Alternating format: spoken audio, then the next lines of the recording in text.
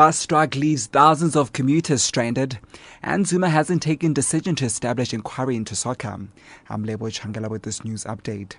A planned strike by transport union Satawu has left thousands of bus commuters stranded, countrywide this morning. The industrial action is due to a deadlock in wage negotiations at national bargaining council level. Workers are demanding an 18% increase. Edwin Ntidi reports. The union gave the employer body 48-hour strike notice, which expired at midnight. This after talks over wages collapsed between the two parties. Now commuters have to find alternative transport as a result. The bus companies that are likely to be affected include Patco, Gautrain Bus Services, and Golden Arrows, as well as Algoa Bus. Gautrain company Bombela Concession says the strike could create increased demand on the Gautrain's parking facilities, but trains will not be affected. Edwin Ntidi, SABC News, Johannesburg. President Jacob Zuma has not taken a decision to establish a commission of inquiry into South African soccer.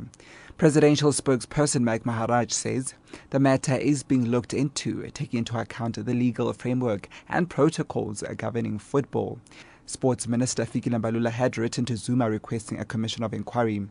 Maharaj's reaction comes after a world football governing body, FIFA, sent an official letter to Mbalula, reminding government and SAFA that an independent judicial commission of inquiry should only look into a match fixing before the 2010 World Cup. The letter warns the commission not to investigate any other issues, as that would constitute interference. Mbalula has expressed disappointment. I would have expected FIFA and the General Secretary to basically recognize the fact that we have gone out of our way to go to them and explain our standing rather than exchanging love letters, and to at least have a decency to call me and ask me about the letter. And to this extent, I'm going to express that in my exchange to him. And long before the letter reaches me, is in the press. The letter is in the press, is leaked word for word to the press from Zurich before it reaches me. The Federal Bureau of Investigation has finally released photos of two suspects in the Boston Marathon bombing.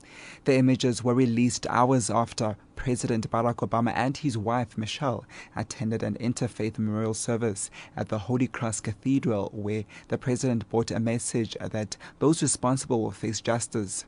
The FBI says both suspects are considered armed and dangerous.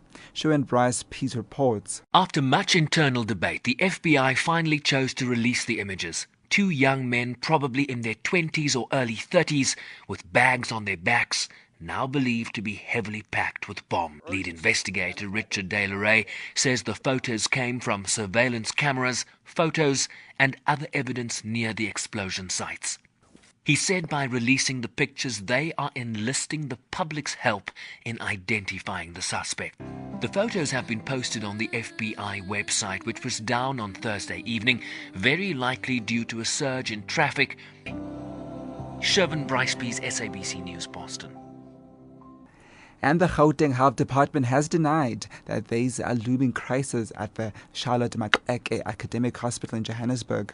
Health MEC Hope Apo was responding to reports that the hospital faced a crisis since doctors were threatening to resign over the department's decision to tighten controls regarding overtime and the granting of permission to earn money outside the public service.